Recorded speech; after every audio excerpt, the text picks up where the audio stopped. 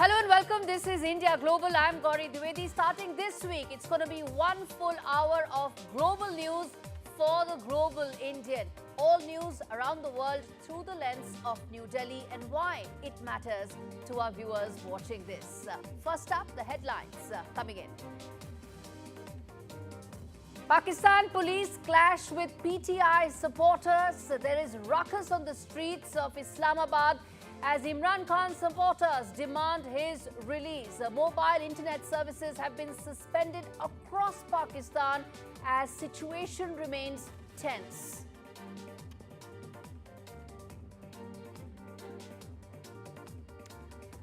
IMEC is a game changer for global connectivity, says External Affairs Minister Dr. Jaishankar at the Middle East Dialogue in Rome. Dr. Jaishankar says India in constant touch with Israel and Iran and urges restraint in the ongoing Middle East conflict.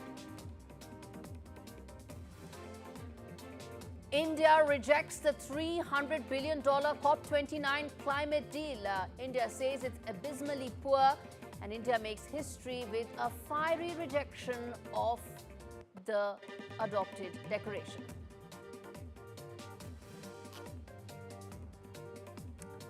Landslides and flash floods hit Indonesia's Sumatra area. At least 16 people have died in that flash flood.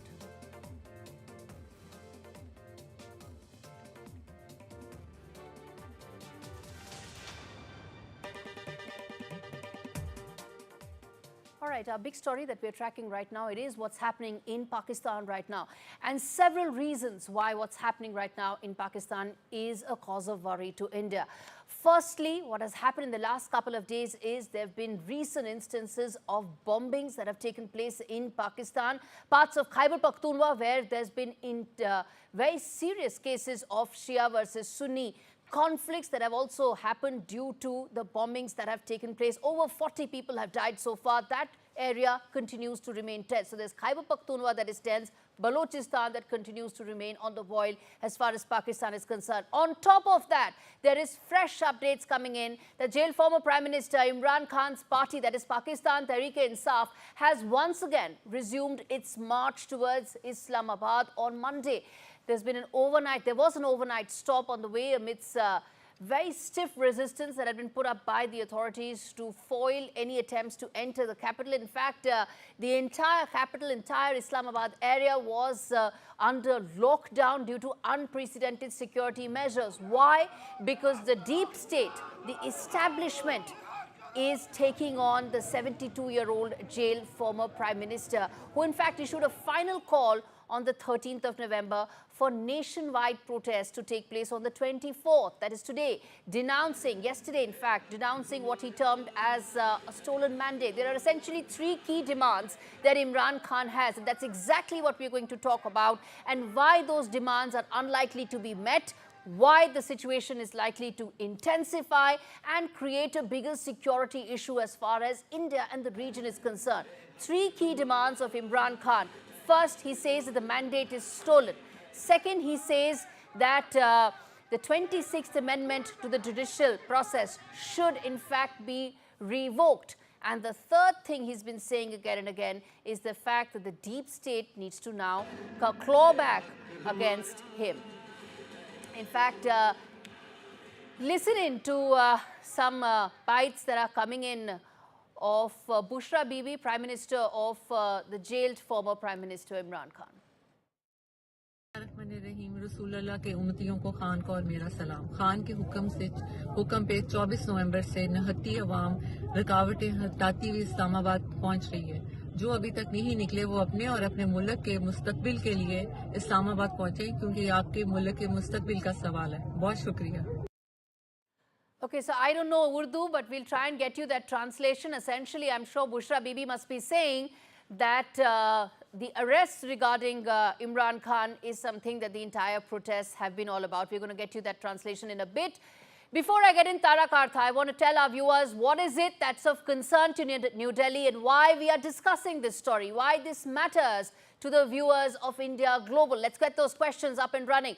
Now, is Pakistan facing a crisis of legitimacy? It's already facing a crisis of economy. It's already facing a crisis in terms of the deep state not getting along with the elected government. Now, the crisis of legitimacy has extended to the government as well. That's question number one.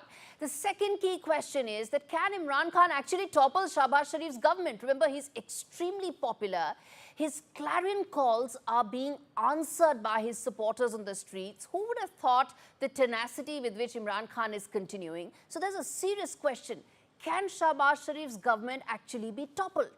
And the third and the most important question is that should India now be worried about a growing security issue on its borders? Pakistan is in a state of boil, has been for some time now, but seems the situation is far from being under control. Let's get in Tara Kartha to talk about this, and then we're going to get some voices from Pakistan as well. Remember, Pakistan's a large part of Pakistan internet has been suspended, and which is why communication lines for all practical purposes are down, but we're going to get those lines up and running. But first up, Tara Kartha, former director of National Security Council, with me on the broadcast. Tara, the situation is not just unprecedented, it's pretty much now edging towards being on boil right now. Oh, yes, it is. Because I think Gaurie, unlike we've seen crisis in Pakistan before, right? I mean, this thing has been going protest, bomb blast, blah, blah. This time, the issue is everything is coming together. You know, it's not just the political crisis, as that question you put up in terms of political legitimacy. That is what is being questioned by Imran Khan, and with a lot of justification, because I remember I was monitoring those elections and we saw how the numbers kind of shifted suddenly, right? I mean, some of those places, that was very surprising. So there's a question of legitimacy of this government. And I think the second part is that Imran himself is so, he's popular. The crowds which come to him are not just the what one expects in South Asia, right? It's a lot of middle class. There's the youth, there are women, there are serving army people like we saw last time, and their families. They're all out supporting Imran Khan because they see him, rightly or wrongly, as the one person who is not corrupt, who's not part of that family circle of corruption. And let's remember, they haven't been able to prove a single case against him. I mean, each case has been one by one has been dropped. Which is Exactly. why they brought in, if you remember, the whole arrest of the former ISI chief, Faiz Right. Hamid. That was the whole idea, to Yes. get charges against him. Indeed, and let's get in Aisha Siddiqui as well. Siddiqa, who's joining us from London, author and senior fellow of King's College. She's written extensively about the deep state, the Pakistani army, and how it continues to play such a big role in the Pakistani establishment. Aisha, many thanks for joining on this show. Let me start by asking you, how do you read the situation that's unfolding in Pakistan? Unlike some of the other protests in the past, it seems that it's now in fact spiraling, and nothing that the government is doing is ensuring that the supporters of Imran Khan back down. Well, let me first start with your initial comment. You were like, this is something happening in India. This is not about India. This is not something which is threatening India at all. This is about a political instability. In No, I fact, didn't use the word threatening. I said no, worrisome security concerns on our border. But yeah, well, go ahead. Yeah. but it's not a security concern on your border. The thing is, this is domestic issue with Pakistan, deeply domestic, firstly.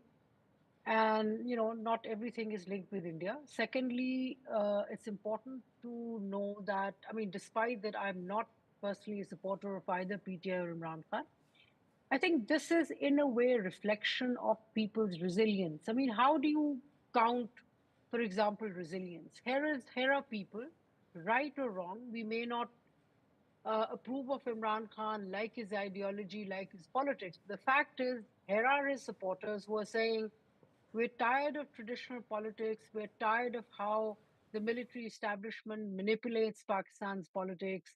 And we want to regain a foothold by bringing this man whom they believe is going to change Pakistan's future.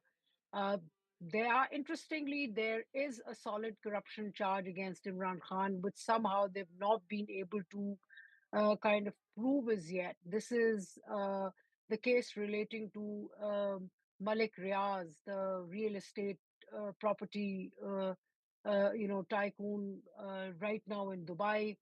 And Imran Khan and his government released 192 million pounds, uh, which were supposed to be, which were caught in money laundering, Right. and through a deal done by Imran Khan government, and in return for which he got a land.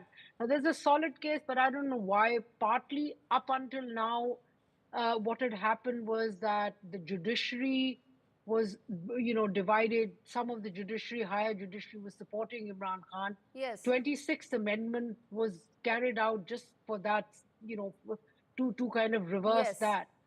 But the fact of the matter is, people, PTR supporters inside Pakistan are protesting, people outside are protesting. I mean, Yes. yesterday in London, where I am, over 2,000 people got in front of Downing In Street. fact, this is There a were question. bigger marches in Italy. In fact, this is exactly what I want to ask you, which is that he seems to be extremely popular despite very serious charges against him.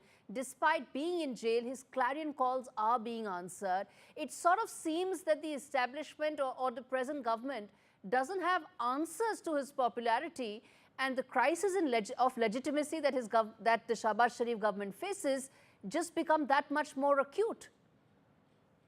No, there you are right.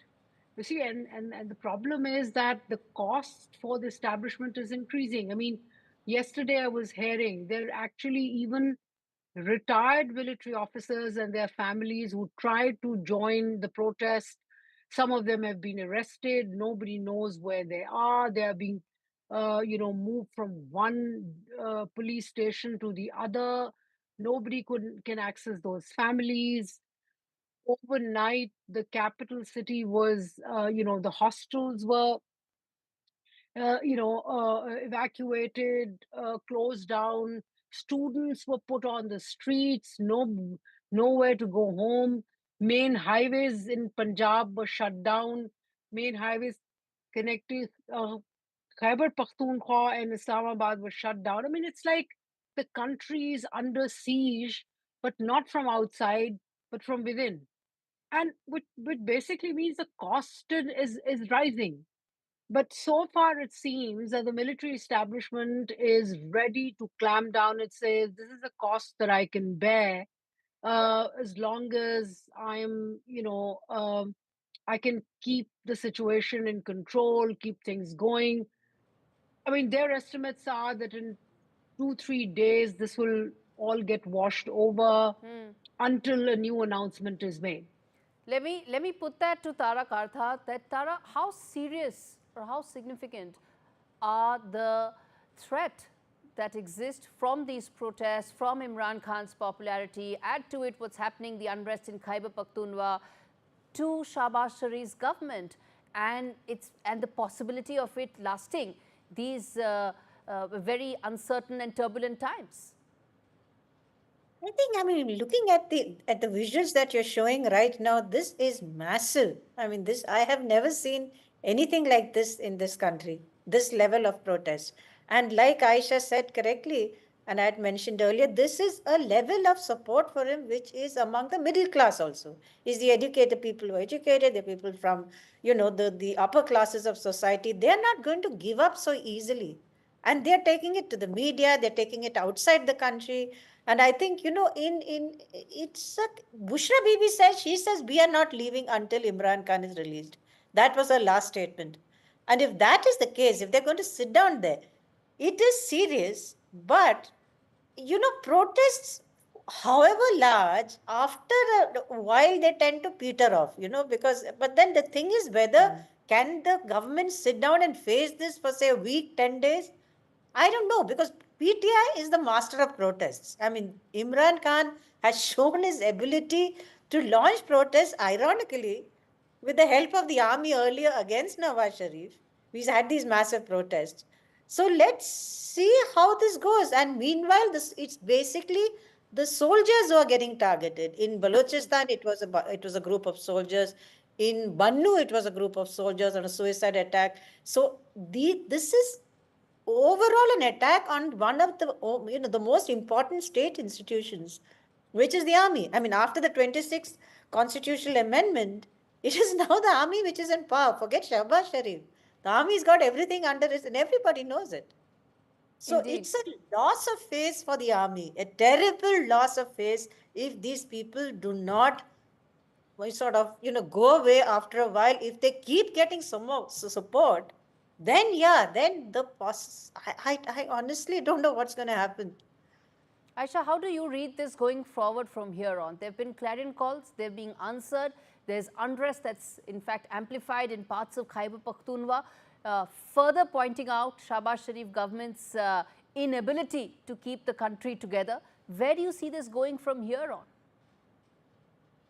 See, firstly, Khyber Pakhtunkhwa is governed by a PTI government. Yeah. So it's a provincial government ruled by the PTI, which is in conflict with the federal government, which is Shahbaz Sharif, right? And some of the resources the federal government gives to Khyber Pakhtunkhwa, and you talk to the Pakhtuns and they fear that Ali Amin Gandapur, he plays on two sides. The chief minister of Khyber Pakhtunkhwa, on the one side, of course, there is the party which he has to stand by, but on the other, he also needs to talk to the establishment. He keeps talking to the establishment, and there are several reasons, instances where they've had a discussion, where they have a dialogue. So right now, this is a problematic period, and what they feel that, the establishment feels that this is momentary and this will pass. Let me also point out very quickly and relate to what Tara was saying. The crisis in Balochistan or the crisis in KP has got nothing to do with this crisis. I mean, they're disconnected. I mean, the army may have a poor face in Balochistan and other parts for not fighting the TTP, all of that. That's a separate matter. Right. This is very deeply political. This is deeply political and has huge ramifications. Let me quickly get in a voice from Pakistan, from Islamabad. In fact, Meher Tarar joins me on a phone line because, as I said, internet is completely down and communication lines are also impacted significantly. Meher, talk to us about the situation on ground, what's happening, how significant is this protest and the standoff between PTI and the government? I'm not in Islamabad, I'm in Lahore, but I'm in Islam the same thing. Everything, most the protest is primarily either from Khyber Pakhtunkhwa or Punjabi people traveling to Islamabad are mostly from Lahore or cities around Lahore. The thing is, you can't call it a standoff. It's not a standoff. It's basically between the Pakistanis against the current government.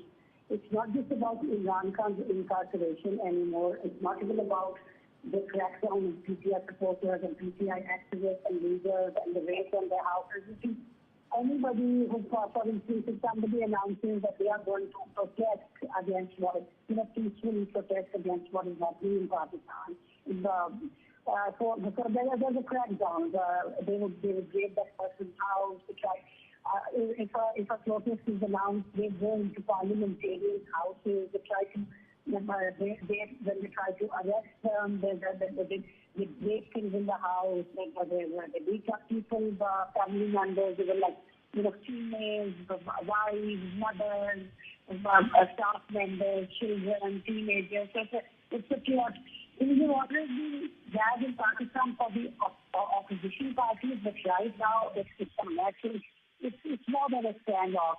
The major problem right now, not right now, since January 2024, is the result of the election, because it's not what PTI is saying, or regional observers, international observers, even PTI distracting, people who don't like PTI at all and who hate Imran Khan with the passion,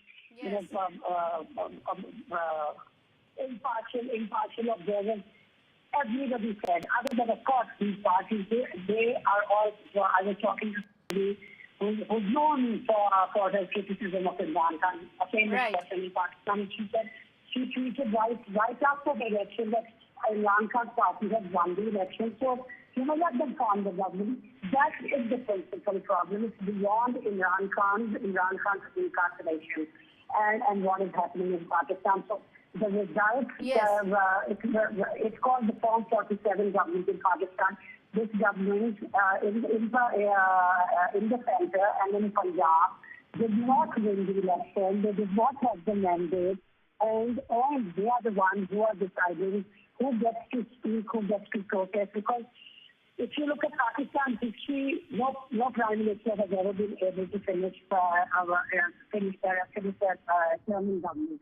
Yes. The problem is they all wanted their supporters. They all wanted to react. Absolutely. Kept asking for years, The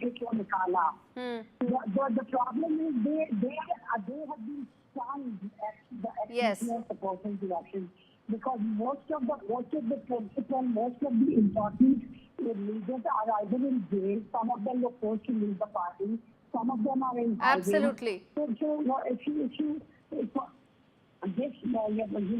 need to understand that this protest is not being led by Imran Khan or Shah. Okay, so that's essentially what the fundamental issue is, which is how people think. As Meher was saying, people are saying it's not just about a standoff, it's about a stolen mandate from the people as far as that election in February this year that took place that got Shahbaz Sharif. On that note, thank you so much, Aisha Siddiqui, as well as Tara Kartha. In fact, it was an all-women's panel. Thank you so much for joining me on this edition of India Global. And on that note, we slip into a very short break. We come back on the other side, discuss a lot more stories. Stay with us.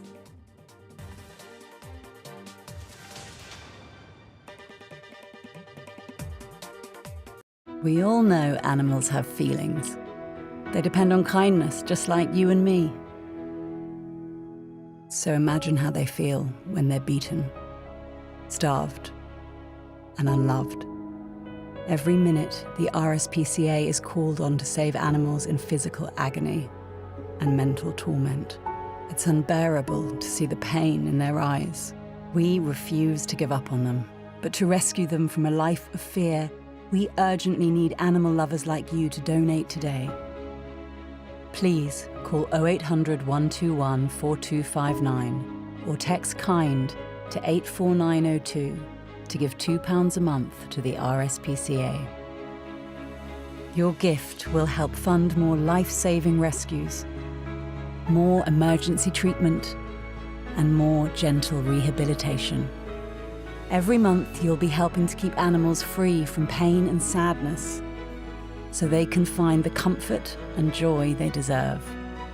Right now, across the country, thousands are suffering deliberate harm. But together, we can show animals what kindness feels like. Together, we can rescue them. So please, call 0800 121 4259, text KIND to 84902, or visit our website to start your monthly donation today. Thank you. Quickly remove unwanted hairs with the new U Body and Face Trimmer from JML. Your pain-free way to tackle any unwanted hairs that pop out of nowhere. The wide dual head design and floating heads adjust to the curves of your skin. Gentle enough to use on your upper lip, knees and ankles, and even your bikini line. No nicks, cuts or irritation. Remove unwanted hairs anytime, anywhere with the new U Body and Face Trimmer. Only $19.99 from Asda, Boots, Morrison's, Tesco and JMLDirect.com. JML, your Christmas made easier. You know, the toughest part of the whole grief, I'll never forget, is when Nan turned to me one time. And she goes, "John, I don't know what's happening to me." Those weeks that he came in, with the 3 weeks that I could be his little girl again, nothing I can do will repay Marie Curie for doing that for. The amazing gift that they gave me was I was there at his last breath. He was there for my first. In the calls, they just listen. She just said, "John, just speak." Although people don't like to talk about it, but we're getting older, it has to be done. You start to think about, well, what would I do? Where would I want to leave things? I will give everything back that I can to the hospice that gave me so much, not only in my name, but in Dad's name. Who do I give my assets to? Didn't realise you had a choice. Give better end-of-life care to all. Get your free will guide today.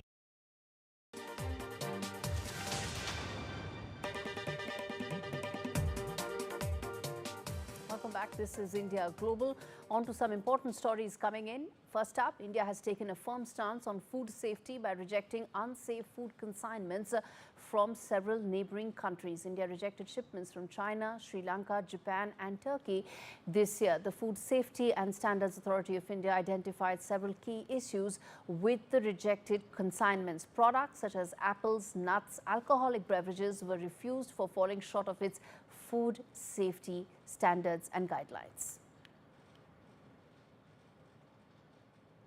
All right, Britain's King Charles III is reportedly planning an official visit to India early next year.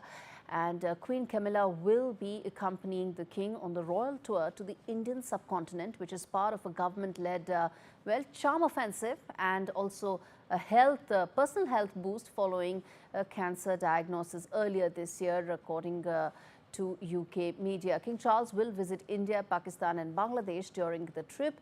The British government is reportedly keen on a royal tour of the Commonwealth countries, with the UK trying to establish economic links or deepen economic links outside of Europe in a post-Brexit world. The monarch's earlier planned visit to the Indian subcontinent had to be abandoned after the Queen's death in September 2022. All right, we're slipping into a very short break. We come back with lots more stories on the other side. Stay with us.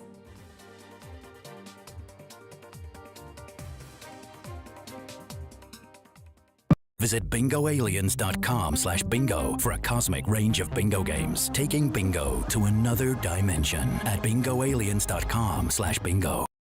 At Tesco Mobile, that Black Friday feeling lasts longer.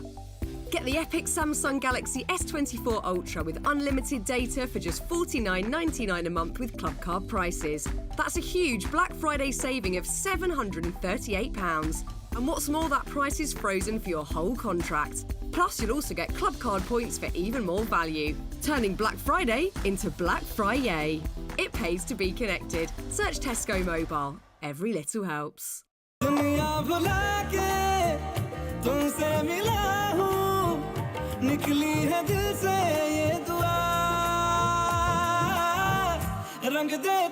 Watch Music India on Sky 711.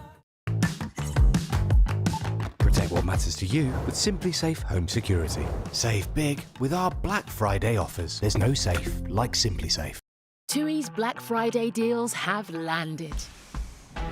Save up to £300 per booking with a My TUI account. Pick from tons of flight options and holiday durations. Get away for less this Black Friday. Offers now on. TUI. Live happy. Financially protected by Atoll. Get comfy this Christmas with Pillow Pad Fold Away from JML, the multi-angle viewing stand that makes any device easy to see, comfortable and hands-free. The plush microfiber ledge holds any device securely at the perfect viewing angle, and it comes with a handy storage compartment. It's a great gift for sofa surfers. Whether you're sitting, lounging or lying down, get the perfect view with Pillow Pad Fold Away. Only $19.99 from Asda, Boots, Dunelm, Tesco and jmldirect.com. Dealing with my lot means making smart choices. And with our family growing, I want to protect the life we've built. That's why I'm calling Smart Insurance. Hi, I'd like a quick quote, please. OK, you can choose a benefit amount up to £750,000 depending on your age. Brilliant. If you're a UK resident aged 18 to 64, you can apply with just a few health and lifestyle questions. For £250,000 of cover, the price starts at just £14.77 a month. That's less than I thought. And could help my husband pay off the mortgage. With our Smart Family Guarantee and 99% of claims having been paid, you'll have peace of mind. I'll go ahead. You'll also receive a 100% advance in the event of terminal illness and 10% cashback on your first year's premiums. That's the Smart Cashback. Plus, you get your choice of a £125 gift card. Protect the life you've built the smart way. To get a free quote today, call our specialist UK team on 0800 977 5753 or visit smartinsurance.co.uk.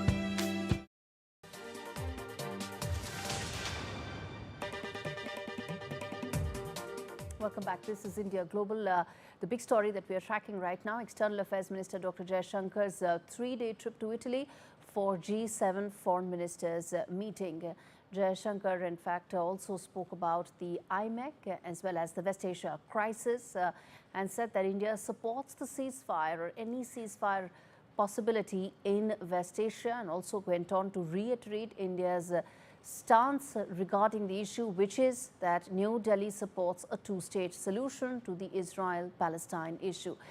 Dr. Jaishankar said that IMEC is a game changer for global connectivity and said that India is in constant touch with Iran, Israel, and has urged restraint in ensuring that the conflict doesn't continue to spiral out. Let's first listen in to what Dr. Jaishankar had to say. We come back and talk more on this.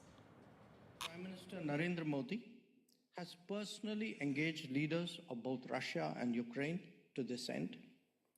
This has included his visiting Moscow and Kiev. Our senior officials remain in continuous touch. We firmly believe that those who have the ability to explore finding common ground must step up to that responsibility. The IMEC, the India, Middle East, Europe Economic Corridor, that was announced in September 2020, can be a game changer. The conflict underway currently in the Middle East has undoubtedly been a major complication, but it is proceeding, the IMEC is proceeding ahead on the eastern side, especially between India and the UAE and Saudi Arabia. Our concerns have also been increasing on the widening of the conflict. We have been in regular touch with both Israel and Iran at the highest levels to advocate restraint and enhance communication. Okay, Foreign Minister also, in fact, spoke to his British counterpart in terms of building on the India-UK relationship. Let's get in Mohammad Ghazali, my colleague, to fill us in with the very specifics in terms of what all Dr. Jaishankar said on this trip. Fill us in, Ghazali.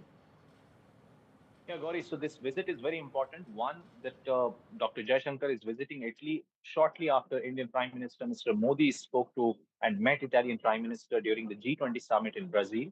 So the first meeting which happened between his counterpart with Italian counterpart focused on that, building up on that relationship. So during the first leg of his visit in the yesterday and day before yesterday, Dr. Jaishankar spoke about the relevance and how to sort of cement more ties, more improvise the ties between India and Italy. But today, he also spoke about the two burning issues in the world. One regarding the Ukraine-Russia war and how India has been promoting that any solution can't be found on the battlefield, and diplomacy and dialogue is the only way out for both parties to come to one table and find out a solution.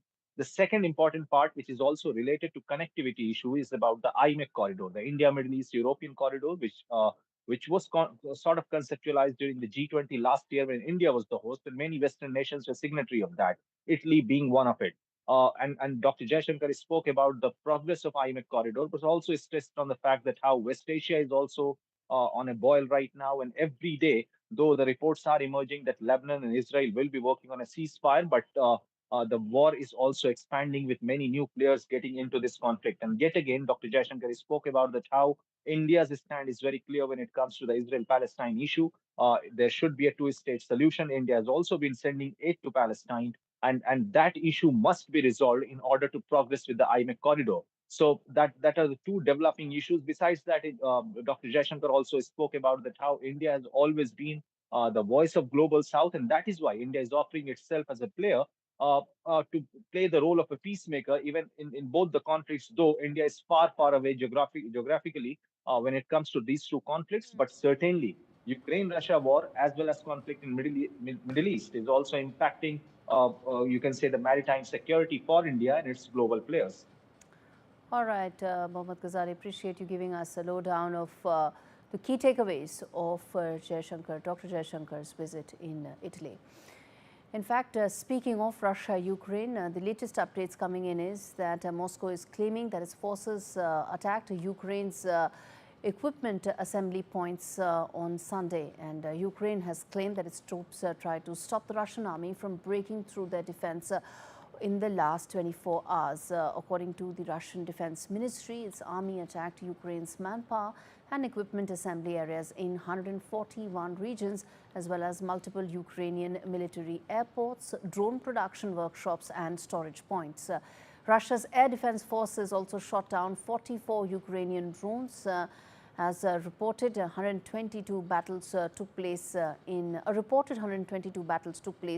frontline areas, and the situation on the front line still remains tense, especially in the direction of Kharkov and other such eastern Ukraine regions. The Ukrainian army has said that it's taking all measures to prevent the Russian army from breaking through. The statement added that it continued its military operation in western Russia's Kursk region that it started in August. As the battle rages on, even after 1,000 days of incessant battles, Ukraine's security service has displayed the wreckage of the new Russian experimental ballistic missile, which allegedly struck a factory in the central Ukrainian city of Dnipro on Thursday. The missile fragments of the missile was in fact seen. The Pentagon says the missile is based on Russia's RS-26 Rubesk intercontinental ballistic missile.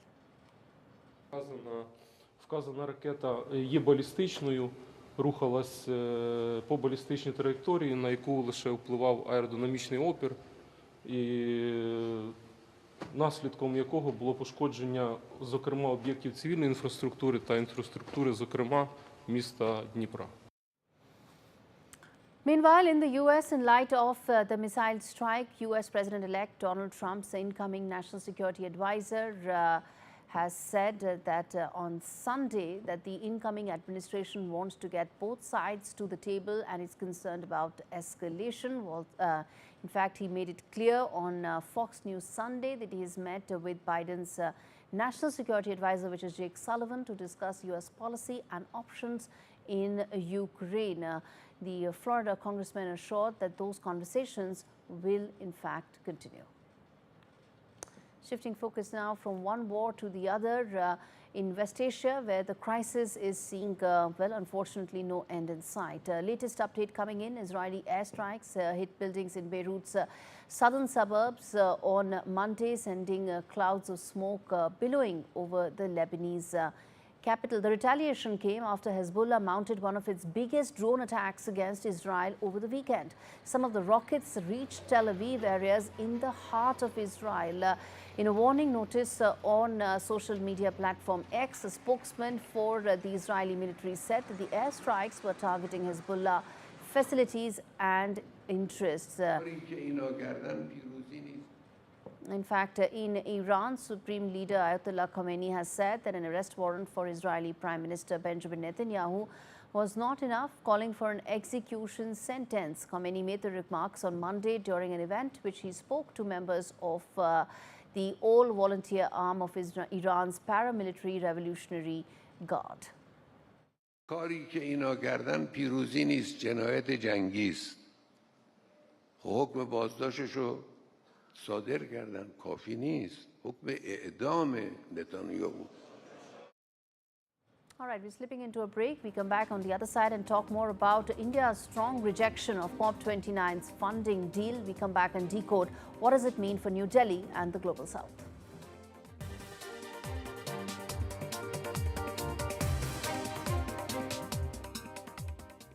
Dealing with my lot means making smart choices. And with our family growing, I want to protect the life we've built. That's why I'm calling Smart Insurance. Hi, I'd like a quick quote, please.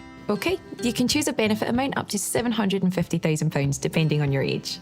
Brilliant. If you're a UK resident aged 18 to 64, you can apply with just a few health and lifestyle questions. For £250,000 of cover, the price starts at just £14.77 a month. That's less than I thought, and could help my husband pay off the mortgage. With our Smart Family Guarantee and 99% of claims having been paid, you'll have peace of mind. I'll go ahead. You'll also receive a 100% advance in the event of terminal illness and 10% cashback on your first year's premiums. That's the Smart Cashback. Plus, you get your choice of a £125 gift card. Protect the life you've built the smart way. To get a free quote today, call our specialist UK team on 0800 977 5753 or visit smartinsurance.co.uk. Quickly remove unwanted hairs with the new U Body and Face Trimmer from JML. Your pain-free way to tackle any unwanted hairs that pop out of nowhere. The wide dual head design and floating heads adjust to the curves of your skin. Gentle enough to use on your upper lip, knees and ankles, and even your bikini line. No nicks, cuts or irritation. Remove unwanted hairs anytime, anywhere with the new U Body and Face Trimmer. Only $19.99 from Asda, Argos, Boots, Tesco and JMLdirect.com. JML, your Christmas made easier. At Tesco Mobile, that Black Friday feeling lasts longer. Get our unlimited data SIM for just $17.50 a month with Club Card prices. That's a huge Black Friday saving of £180. And what's more, that price is frozen for your whole contract. Plus, you'll also get Club Card points for even more value, turning Black Friday into Black Friday. It pays to be connected. Search Tesco Mobile. Every little helps. It's great to be helping out before my first grandchild arrives. And after having a few repairs myself, I need to make sure they'll all be protected. Which reminds me. Welcome to British Seniors, the UK's #1 rated provider of over 50s life insurance. Hi, I'd like a quick quote. No problem. We're proud to offer our seniors lifetime guarantee. With 100% of claims having been paid, we guarantee your premiums will never go up and that you'll speak to one of our specialists in the UK. UK residents aged 50 to 80 are guaranteed to be accepted. Depending on your age, your loved ones can get a cash payout up to £10,000. Wow, that money could help with funeral costs or as a gift for my grandkid. I'll do it. Plus, when you sign up, you'll receive a £135 gift card and free 24/7 GP advice and health services. He's going to be named after his granddad. Be proud to protect your loved ones with British Seniors. To get a free quote today, call our UK team on 0800 470 4444 or visit britishseniors.co.uk. Bel canto. Beautiful song in Italian. It is also the name of our chiming watch, which resonated across the world when released just 2 years ago. Now, the new Bel canto classic reminds us that sometimes hearing is believing. The Bel Canto Classic by Christopher Ward. Do your research. Protect what matters to you with Simply Safe Home Security. Save big with our Black Friday offers. There's no safe like Simply Safe. Move over Black Friday. At PlusNet, we always keep it pink because our great value lasts longer than just one day.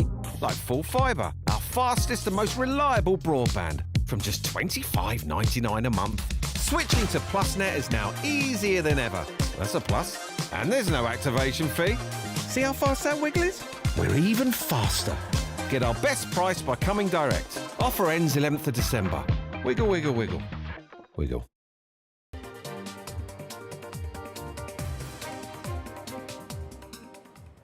Welcome back. This is India Global. Let's now focus on the big story that New Delhi has been talking about and pitching for, which is climate finance. Climate finance commensurate to the challenges that the developing world faces.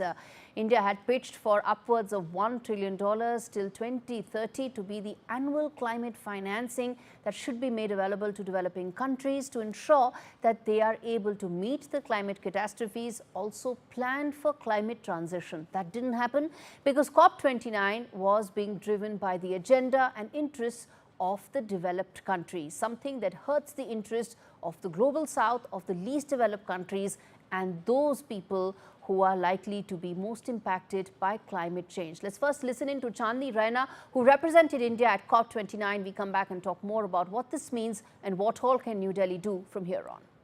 Goal is too little, too distant. It is 2035, it's too far gone. Our 2030 estimates tell us that we need to do it at 1.3 trillion per year till 2030. But we have only been agreeable to have, or we have a proposal that talks about $300 billion mobilization goal. It does not address the needs and priorities of developing countries. The amount that is proposed to be mobilized is abysmally poor. It's a paltry sum. It is not something that will enable conducive climate action that is necessary for the survival of our country and for the growth of our people, their livelihoods. And I'm sorry to say that we cannot accept it. Very strong words coming in from India at COP29. Let's get in Harjeet Singh, who was at Baku, a climate activist and a global engagement director of the Fossil Fuel Non-Proliferation Treaty Initiative. Thanks so much, Harjeet, for speaking to me on India Global. Tell us, what do you think of what came out of Baku? We absolutely reject the outcome. It is a betrayal. The outcome is woefully inadequate. And as Indian delegation said, it was stage managed, and the way it was hastily gavelled through the proposal. In fact, in the whole process, developing countries were forced to agree to this dismal outcome. And the fact is, developing countries like India and even vulnerable countries have been completely left on their own. So big questions are being raised on the outcome, but also the process, the way it was run and the way it was stage managed. It doesn't really help us deal with the climate crisis. And as you said, finance is absolutely central to climate action. And the ambition that we need to respond to the scale of the climate crisis and what has been offered is pittance. And we don't even know whether this money is going to be real or not. So that's a huge challenge. And India has rightly raised the concerns and must. Harjeet, you suspect even the $300 billion may not come? Is that what you're saying? Oh, absolutely. Because the language, if you read, it says, calls on all actors to work together. So the obligation of developed countries is not defined. How do you trace? How do you track that finance? And the roadmap that it talks about now, because there was a huge pressure to talk about $1 trillion and beyond, there's a Baku to Belém roadmap, which talks about unlocking financial resources. What does that mean? What we need is grants and not loans. And that's exactly what developed countries have been offering. In fact, I would say they are rather making money from the climate crisis than meeting their obligations towards developing countries like India, like Nepal, like Malawi, and like Nigeria. When you say that developing countries or least developed countries they need grants and not loans, help us understand that. Is most of the climate finance in the form of loans, and therefore even those cannot be repaid by the least developed countries, making the crisis even more acute? You're absolutely right, Gaurie. In fact, by their own admission, the last $100 billion goal had 69% of the amount as loans. Now imagine we are living in a world where countries are already facing the debt crisis. As per ActionAid report, 93% of the climate vulnerable countries are facing the crisis or on the verge of it. That's the reality, and climate crisis is making it worse. So in that situation, you're asking countries and communities to borrow money to either repair the harm that has been done to them or prepare for climate impacts by borrowing money, which is double injustice. First, they are not responsible for the crisis, and second, now you are going to make them further more indebted because you're asking them to take loan, and you are going to make money from this crisis. That's deeply unfair. It is unfair, unjust, and just something, this is like daylight robbery actually. But Harjeet, with the fact that COP29 hasn't addressed any of the concerns of the developing countries, what do you think lies the alternative? These weeks-long negotiations where nothing comes out of it, with high hopes, high expectations being completely shattered. What's the way out? Is there an alternative in terms of climate technology? Is there an alternative in terms of, innovative financing models that need to be discovered? So clearly, this system needs a reform. And we cannot afford to abandon this critical platform, because this is only one of the few that have been designed to ensure that all nations, regardless of their size or economic power, have an equal voice. But it is also clear that we need to reorient the system to serve the interest of the most vulnerable countries than of the fossil fuel lobbyists and polluters. And I must mention, there were more than 1,700 lobbyists moving around to influence the negotiations. And the fact is that historical polluters and their powers continue to overshadow the voices of smaller and frontline communities. So countries like Nepal and like Malawi and like India are not going to get sufficient support if we continue Then final with question, the same Harjeet, process. let me ask you this. What is it that a country like New Delhi should do? Because it's not just speaking about itself, it's speaking on behalf of so many other least developed and developing countries. What should New Delhi now be doing? India should continue to raise the issue. Let's not just make it a one-time challenge that we made to the presidency and to the system.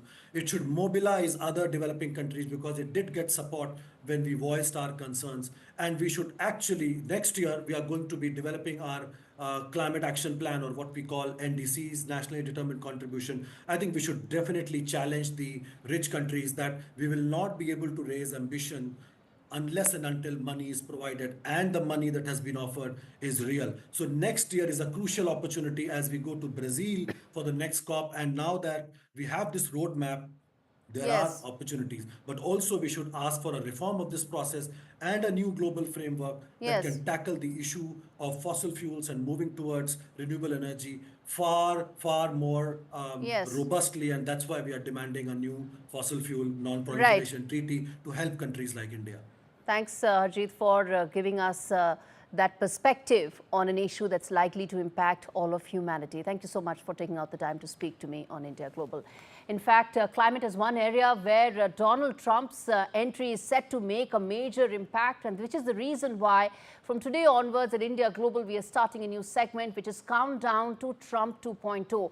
Why Trump administration, the incoming Trump administration matters, and areas where it's likely to impact, and also important developments in this transition period as well. First up, a very important and interesting story, one may say, which is that the US Secretary of State right now, who is Anthony Blinken, is facing severe criticism for allegedly hosting, well, believe it or not, cry session therapy for staff members who were upset with Donald Trump's election victory a few days after Trump's win. And it was a very thumping victory against Kamala Harris. A document titled Managing Stress During Change was delivered to department workers on the 11th of November. It sparked the first reports of the meetings. And in an open letter to Blinken, California Congressman Tara Issa slammed the State Department for the disturbing reported counseling sessions that took place after Trump's win. In fact, I'm concerned that the department is catering to federal employees, is what he said, and went on to say, who are now personally devastated by the normal functioning of American democracy through the provision of government-funded mental health counseling, because Kamala Harris was not elected the President of the United States, Trump supporter Issa wrote. In fact, another very important story in Countdown to Trump 2.0, Stanford University-trained physician and economist Jay Bhattacharya has reportedly emerged as the presumptive favorite of President-elect Donald Trump's transition team. He is being considered for the post of next director of the National Institute of Health, or the NIH, a nearly $50 billion agency that oversees the nation's biomedical research. The Stanford-trained physician and economist met this week with Robert Kennedy Jr., who's been appointed by Trump to lead the Department of Health and Human Services, or the HHS. It is the United States' top health agency, which oversees the NIH and other health agencies. All right, as we wrap things up, a very important story coming in from sports. India demolished Australia in the Perth Test. India's quest for glory down under got a huge bump up as India beat Australia by 295 runs in a very comprehensive victory where Virat Kohli scored a century. It is his 81st, in fact. India's quest for winning the Border Gavaskar series has seen it now taking a lead of 1-0. Take a look at this report. While it was Jasprit Bumrah on day 3 that tore through the top order of Australia, it was Mohammad Siraj's turn on day 4 as he got the prize wicket of Usman Khwaja and then sent Steve Smith back to the pavilion. Travis Head and Mitchell Marsh got together and tried to counter-attack. He certainly is. But Captain Fantastic Jasprit Bumrah took charge of the situation and sent the dangerous Travis Head back. And after Mitchell Marsh departed of this delivery of debutant Nitish Reddy, Australia's lower order didn't last long. India registering its third biggest victory by runs away from home and jumping to the top of the World Test Championship table. And there's that moment. Jasprit Bumrah as captain has achieved what no one expected. Come on. All right, with that, it's a wrap on this edition of India Global. Thanks so much for watching.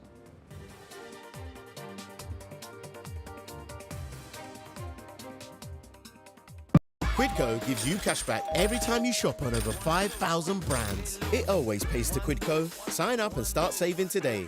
Visit quidco.com. Get comfy this Christmas with Pillow Pad Foldaway from JML. The multi-angle viewing stand that makes any device easy to see, comfortable and hands-free. The plush microfiber ledge holds any device securely at the perfect viewing angle. And it comes with a handy storage compartment. It's a great gift for sofa surfers. Whether you're sitting, lounging or lying down, get the perfect view with Pillow Pad Foldaway. Only $19.99 from Asda, Dunelm, Morrison's, Tesco and jmldirect.com. Introducing your Tombola bugs. It's Spidey. Oh, hi. Flutter. Make sure you get my good side. Rob. Yeah, we're the celebs now. What are you playing, Snail? Bug Match. It's back. Bug Match is back, and it's free to play. This year, someone will win £1,000 every day. The winner is served. Open for fun. No child should suffer the torture of trachoma, but so many are in pain right now. Nananga's lashes have turned inwards. They rip and tear away at his eyes. Pomelo's sight could be gone forever. He's just 3 years old. Kofanga screams for his mother. His eyes are so infected that he can't even see her. For so many children in the world's poorest countries, trachoma is torture. It's a painful infection often spread by flies, and it's destroying children's eyesight.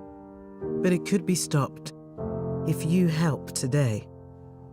By calling 0800 021 3925 and giving £2 a month to Sightsavers, you can help make sure children get the treatment they desperately need. You'll help us bring them the medicines and the care that can treat infections. And that means you'll be helping to save children from the torture of trachoma and a life of blindness. Please help us reach them.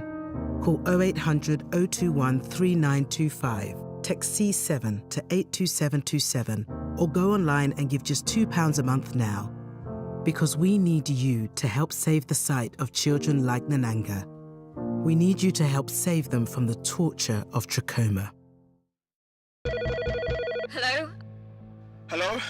I need help. Hello? I desperately need a place to stay. Every 10 minutes, we get a call like this from another homeless young person. This Christmas, we're expecting more frightened young people to call the Centrepoint helpline than ever before. We must answer their calls. Please, text SAFE to 70755 or search Centrepoint 5 online to start your gift of just £5 a month. In the months ahead, you'll know your gift is helping more homeless young people get the safety and support they urgently need. Thank you.